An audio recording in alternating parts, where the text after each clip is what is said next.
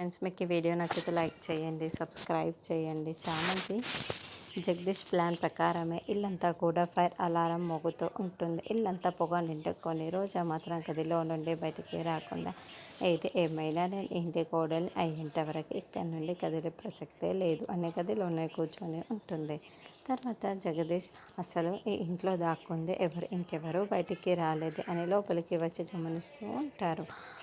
అప్పుడే చామంతి రోజా దగ్గరికి వచ్చి, అక్క రా అక్క అని నచ్చ చెప్తూ ఉంటుంది. లేదు నేను రాను, నువ్వు వెళ్ళవే అని చామంతిని రోజా తిడుతూ ఉంటుంది.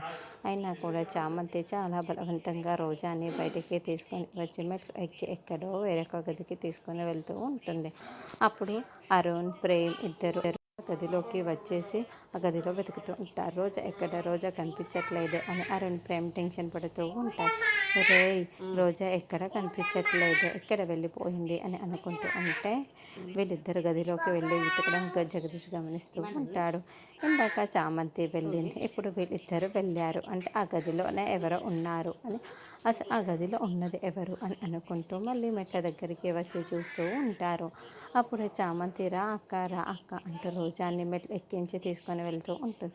ఏంటి రోజానా అని జగదీష్ చాలా షాకింగ్గా చామంతి వైపుకు, రోజా వైపుకు చూస్తూ ఉంటాడు.